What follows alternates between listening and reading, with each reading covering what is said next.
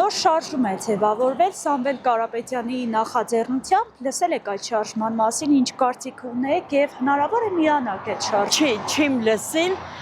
բայց ձևով շարժման մասին է խոսքը։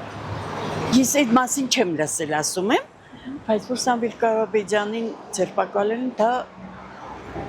չէր կարելի։ Ես հասակներից աղջիկյան սրտանց կմիանամ հերոստացույցը նայելով, կպայքարեմ ամեն լավի ու վատի համար, բայց ներքին հուր էր տանք ես հասակներից։ Շարժումը ողջունում եմ եւ ցանկացած շարժում, որը իր փոքր նպաստը կբերի այս անօրինական հակապետական, հակահայկական խմբագին հերացնելու գործում միանշանակ աջակցելու եմ։ Եթե ազգանպաստ լինի, ես ինչ կարող եմ, ինչով կարող եմ օգտակար կլինեմ։ Ես պոլիտիկայից վերում եմ։ Ես Սամվել Կարապետյանին գիտեմ, իրոք բարերար, իրոք ու վաղուց գիտեմ։ Սամվել Կարապետյան Հայաստանում մեհատ։